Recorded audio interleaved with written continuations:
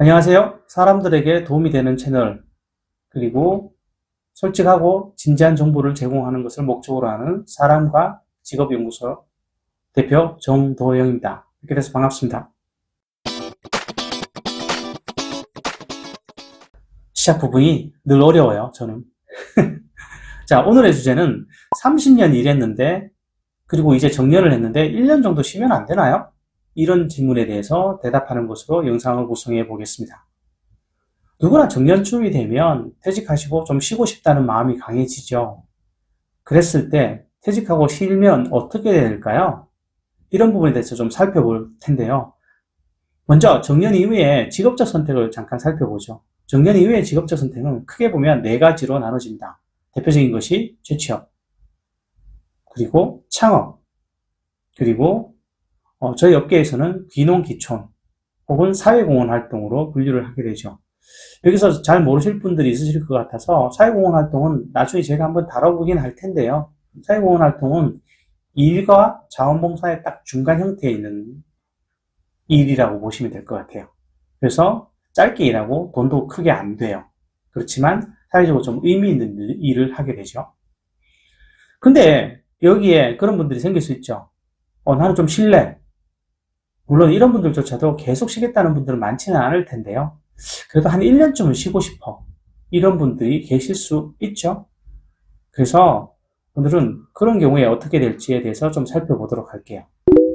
일단 한동안 놀거나 아예 쉴 수는 없을까라고 생각하시는 분들은 크게 두 부류죠.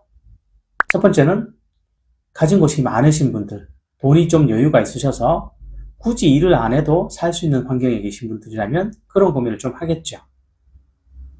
두 번째는 꼭 그렇지는 않은데 당장 돈에 대한 압박이 심하지 않은 케이스 중에 내가 너무 지쳐 있어서 이제 좀 쉬는 것이 필요해요 하시는 분들이 계세요. 충분히 그러실 수 있죠.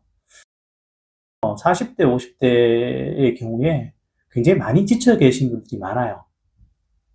적어도 그 일의 강도를 떠나서 심리적인 피로도 이런 것들은 굉장히 힘들다는 얘기죠. 어떤 방송에서 누가 저한테 그런 말씀을 하시더라고요. 대한민국 40, 50대 남성들 한 개 뭐 있는데 그렇게 힘들어 하냐고. 그래서 제가 말씀드렸죠. 대한민국에서 40, 50대 정도 되면 숨만 쉬어도 힘들다고. 네. 실제로 좀 그런 느낌을 받을 때가 많아요. 근데 문제는 퇴직 후 장기간 쉬게 되면 무슨 일이 생길까? 이 부분에 대한 점검은 한번 해볼 필요가 있다는 거죠. 일단 퇴직 후 여유 시간이 늘어나면 어떻게 될까요?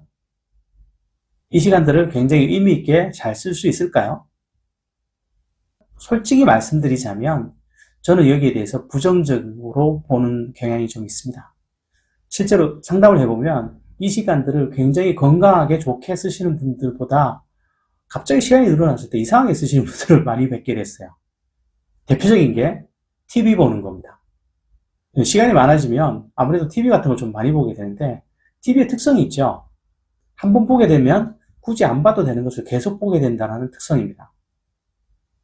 또 퇴직 이후에 금전적으로 좀 여유가 있으신 분들이 겪게 되는 증상 같은 게 있어요. 뭐냐면 갑자기 투자에 대한 관심이 급속하게 올라갑니다.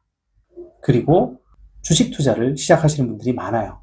물론 그 이전에도 하셨던 분들이 많으시겠지만 그런 투자에 대해서 관심을 가지고 시간을 많이 들이신다는 거죠. 그런데 저는 투자가 나쁘다고 말씀을 드릴 생각은 없습니다. 뭐가 문제냐면 그걸 매일 들여다보고 계신 분들이 꽤 생긴다라는 거죠. 매일 들여다본다라는 것은 사실상 매일 거래를 할 가능성이 높다라는 것인데 이른바 데이 트레이더가 된다라는 것이죠. 근데 이게 굉장히 개인 투자자들에게는 좋은 전략은 아닌 것 같아요. 저는 그렇게 매일 사고 파시는 분들이 그래서 좋은 성과를 내시는 경우를 별로 본 적이 없는 것 같아요. 왜냐하면 개인 투자자가 시장을 예측하고 바로바로 뭔가 성과를 낸다는 것은 정말로 쉬운 영역은 아니죠. 그러다 보니 처음에는 없어도 되는 돈 이러시면서 투자를 시작하시는데 그러다 또 초반에 수익이 나는 경우들이 생기죠. 그러면 자신의 재능에 대해서 스스로 감탄을 하시게 되는 경우들이 생겨요. 드디어 내가 뭔가를 찾았구나 라는 느낌을 가지시는 거죠. 그렇게 하시다가 가랑비에 옷 젖듯이 계속 손실을 입게 되고 어느 순간 이도 저도 못하면서 계속 주식 화면만 보게 되는 경우들을 좀 보게 되는데 이건 굉장히 나중에 결과가 좋지 않게 이어지는 경우들이 많이 있었습니다. 그래서 투자를 하실 거면 장기적으로 안정적인 그리고 상식적인 수준의 투자를 좀 많이 보고 접하셨으면 좋겠다는 말씀을 드리고 싶어요. 또 일찍 퇴직했을 때 돈 문제는 없을까요? 사실은 조기 퇴직하고 일을 하시지 않는 것도 굉장히 노후 파산의 중요한 원인 중에 하나입니다. 그리고 그렇게 일찍 퇴직했을 때 생활의 리듬도 바뀌고요. 사람의 마음까지도 변화되는 경우들도 많아요. 좋은 방향이면 좋을 텐데 생각보다 많은 분들이 무기력증에 빨리 젖어드는 경우들도 생긴다는 것이죠. 다음 가족관계의 변화에 대해서인데요. 가족관계도 변화가 되죠. 내가 일을 하지 않고 있을 때 가족관계에 대해서도 내 스스로의 모습에 대해서 뭔가 자신있게 얘기하기는 좀 힘들어져요. 내가 뭔가 역할을 하지 못할 때 오히려 사람은 자신의 자존감을 좀 세우고 싶어 하거든요. 그러다 보니까 더 가장이란 권위에 집착하실 수도 있다는 거죠. 그래서 가족관계를 생각해도 내가 일찍 은퇴한다는 것은 좋은 선택지는 아닌 것 같아요. 자, 그리고 마지막으로 또 중요한 문제가 남죠. 다시 일할 수 있을까? 내가 원하는 시기에? 이건 확실히 고민이 남아요. 왜냐하면 1년 정도 쉰다라고 가정을 했을 때 저희끼리는 그런 말 합니다. 1년을 쉰 사람에게 직업적 선택지는 없다라고요. 예, 지금 시장의 최대 고민은 어느 영역에 가더라도 나와 비슷한 대기 인력이 너무나 많다라는 것이죠. 그랬을 때 1년을 쉰 나한테 굳이 우선권을 줄 만한 이유가 있을까요? 당연히 좋은 일자리에 대한 기대치는 버려야 돼요. 그때쯤 되면 주는 거는 아무거나 받아야 되는 상황이 벌어진다는 것이죠. 이건 너무 아쉬운 일이죠. 안 그래도 정년언저리가 되면 선택지가 좁아드는데 굳이 그렇게까지 해야 될 이유가 있을까라는 것입니다. 무엇보다 일을 늦게까지 하는 이유 중에는 노인을 괴롭히는 4가지 괴로움에 대한 방어 차원의 효력도 있습니다. 예를 들면 우리나라에서는 우리나라뿐 아니라 전 세계가 마찬가지일 텐데요. 나이 든 사람을 괴롭히는 4가지 괴로움이 있다고 합니다. 뭘까요? 짐작이 가시나요? 네, 그 첫 번째는 가난입니다. 가난 혹은 궁핍, 뭐라고 해도 좋은데요. 우리나라 65세 이상 인구 중에 약 40% 가까운 분들이 상대적 빈곤층이라고 하죠. 이분들은 1인 가구의 경우에 연금소득, 근로소득, 용돈 이런 것까지 합쳐봐야 지금 현재 기준으로 아마 120만 원 언저리일 거예요. 1인 가구 기준으로. 그렇다면 개인이 좋은 생활을 유지하기가 개인적으로 좀 어렵다는 것이죠. 두 번째는 질병입니다. 당연히 질병이 수많은 사람들을 괴롭힌다는 건 알고 계실 텐데 아마 사람이 꾸준하게 활동을 하는 것과 그렇지 않은 경우에 어떤 사람이 더 병에 걸리기 쉽냐라고 물으면 아마 대부분의 분들이 활동을 꾸준히 하는 사람들이 그래도 건강이 좀 낫지 않겠냐고 하실 겁니다. 당연히 그렇습니다.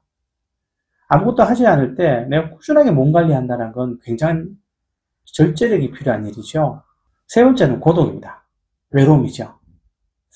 여러분들은 어떠신지 모르겠는데요. 저는 지하철 같은 데 탔을 때 간혹 그런 분들이 보일 때가 있잖아요.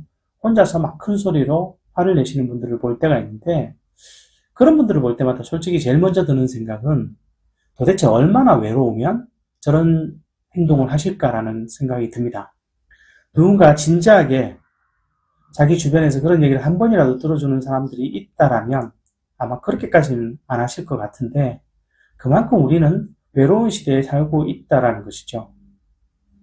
SNS가 발달하면서 사람들은 더 다양한 소통을 하게 됐습니다만은 아마 심리적으로 훨씬 외로워졌다는데 여러분들도 동의를 하실 겁니다. 그런데 일마저 하지 않을 때 과연 개인들은 그 외로움을 어떻게 해소할 수 있을까요? 가족이 그런 부분에 대한 지지대가 되어주면 좋을 텐데 그것 역시 이상적인 얘기인 것이고요. 쉽지 않은 것이죠. 그리고 마지막은 역할 상실이 있습니다. 소위 아무것도 하지 않는 상태에서 나이가 들어간다라는 거죠. 이랬을 때 나는 뭐 하는 사람인지라는 자책감도 있을 수 있고요. 아무리 또 사회적 역할이 있을 때 자신이 좀 더 떳떳하게 세상을 살아가시는 경우가 많다라는 것이죠. 자, 그런데 한번 생각해 보세요. 가난, 질병, 고독, 역할 상실. 이 네 가지가 모두 일을 함으로써 어느 정도 해소가 될 수 있는 것들입니다. 내가 직장에 다니면 최저임금을 받는 한이 있더라도 기본적으로 200이 넘어가죠. 지금 같으면. 그리고 내가 꾸준히 직장을 다니면 물론 이제 몸이 상하실 정도의 일을 말씀드리는 게 아니고 규칙적인 생활을 할 수 있는 일을 말씀드리는 겁니다. 이렇게 되면 아무래도 건강도 유지가 쉽겠죠. 그리고 함께 일하는 동료들이 있으면 외로움의 해소도 충분히 도움을 받으실 수 있을 것이고요. 또 자신의 일을 하는 동안은 역할 상실이라는 위험에서도 벗어날 수 있는 것이죠. 그래서 대부분의 분들이 최근에는 나이가 들어서도 더 길게 일을 하시려는 성향들이 있습니다. 결론을 한번 말씀드려 볼까요? 정년 30년 가까이 일했는데 혹은 그 이상 일했는데 1년 정도 쉴 수 없나요? 당연히 쉴 수 있습니다. 그건 여러분들의 선택의 자유죠. 그런데 직업적으로 말씀드리면 1년 정도를 쉰다는 것은 굉장히 직업적으로 위험한 선택지가 됩니다. 그 이후에 그 좁아든 직업적 선택지들 혹은 나빠진 조건들은 결국 여러분들이 일을 하시면서 감당해야 된다는 것이죠. 저는 사실 1년씩 쉬는 것은 권하지 않습니다. 굉장히 지쳐있는 분들이라면 저는 웬만큼 지쳐있는 분들이라도 한 석 달 정도 쉬면 웬만큼 쉬셨다라는 기분이 드실 겁니다. 그래서 그때쯤 혹은 좀 길더라도 6개월 이내 이 정도의 재취업을 하시는 걸 많이 권해드립니다. 통상 6개월 이내를 노동부 기준에서는 혹은 저희 업계 기준에서는 정상 취업이라고 부릅니다. 그러면 오늘의 이야기는 이것으로 마치겠습니다.